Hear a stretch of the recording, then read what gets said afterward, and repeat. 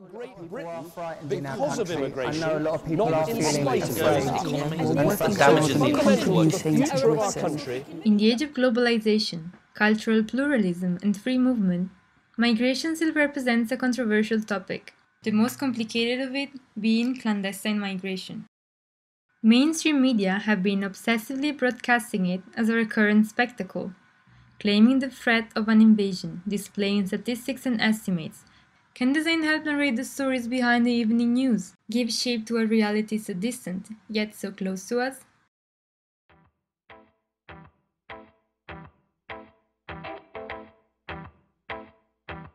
My project started from here, Lampedusa, a tiny island in the middle of the Mediterranean that has become the icon of what many call an invasion. It came easier to explore how migration could shape the future identity of a country by looking at such a microscopic scale model of it. I focused on a small community deeply rooted in the history of the island, the fishermen, sadly famous because of the sinking migrant boats they had been rescuing in the absence of timely intervention from local authorities. How would their activity be affected if such a phenomenon eventually became the new local occupation?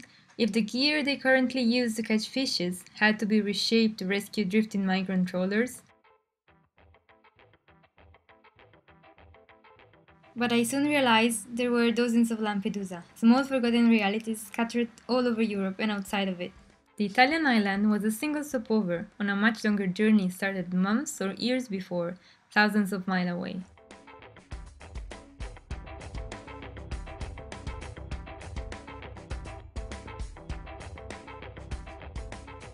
To better understand what a clandestine journey entailed, I conducted a wide ethnographic research, relying on documentaries, books, news reports, and direct testimonies of both refugees and volunteers supporting their integration in the society.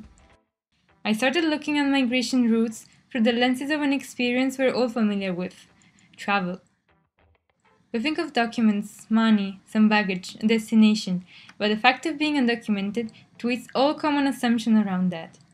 What would the ultimate packing list of a clandestine traveler be?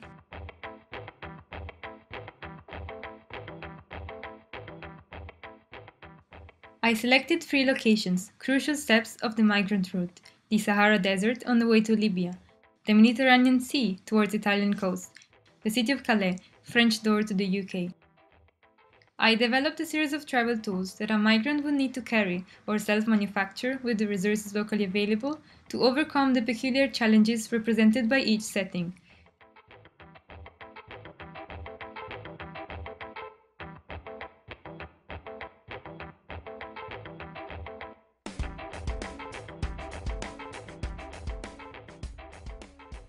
A iteration of shapes and functions progressively brought to the definition of 3 objects, embodying the needs and languages of each of the 3 scenarios. I looked at ad hoc design practices with the aim of creating a vernacular language of the clandestine migrant. I worked with makeshift materials, mixing up traditional and natural, industrialized and mass-produced.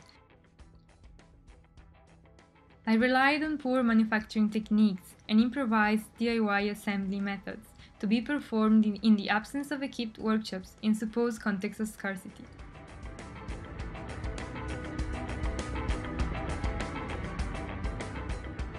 After testing a series of different scenarios, I decided to communicate the design objects as evidence collected by border authorities, items left behind by unknown migrants who have attempted to enter the Fortress Europe.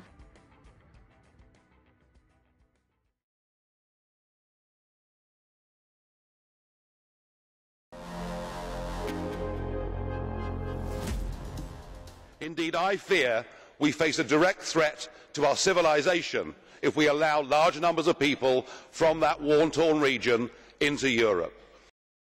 In response to the illegal migration crisis, the EU was strong-armed into making drastic changes. One of them was the foundation of the law enforcement agency, Clandestiny Watch. Meet Sergeant Francisco.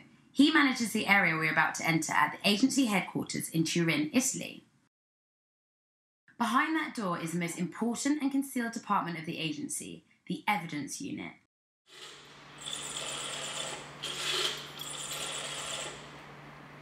Sì, mi apri? Grazie. showed us around, he explains what the agency stands for. Just like the neighbourhood watch groups we see in action in our streets, it relies on a mixed network of officers and regular citizens cooperating to report suspicious objects, behaviours or individuals. It aims to prosecute any clandestine attempt to reach, access or move through the European Union. He agrees to let us inside one of the rooms where these items are stored.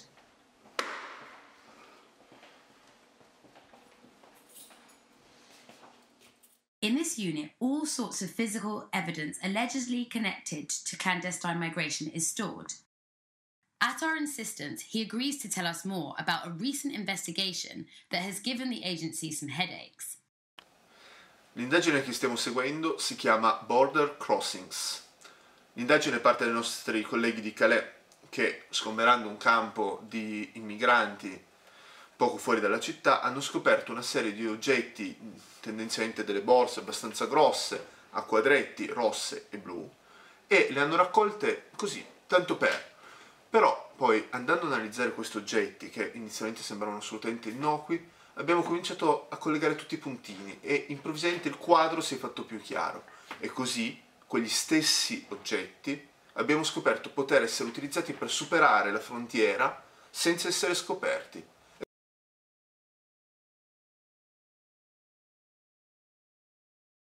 This is what he was talking about. The item he's holding is in fact a bag whose handles have been extended to create a soft ladder, probably used to climb on lorries about to cross the English Channel. The second piece is instead a single strap bag. The zipper running all around it seals inside a pretty peculiar device. It appears to be a collapsible cylinder, obtained from a series of thermal blankets joined together. The property of such material must have been exploited to shield radiation emitted by police thermal imaging cameras to render the inside of trucks. Sergeant Francisco attempts to give us a demonstration of how it works, even though the original owner must have been way smaller than him.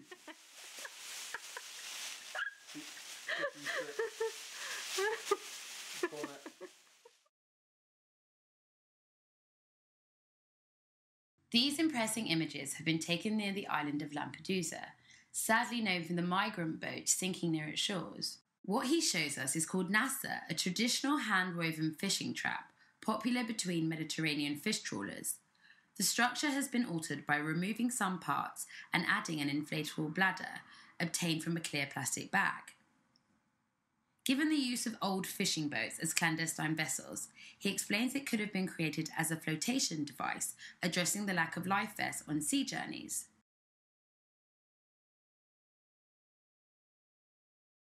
The last item comes from one of the agency's external offices in Niger, Africa. This is the truck it was found on, transporting illegals through the Sahara Desert. Printed on it is a decreasing amount of CFA, Central African francs, a local currency, and a series of cities, checkpoints on the route to the Spanish enclave of Ceuta.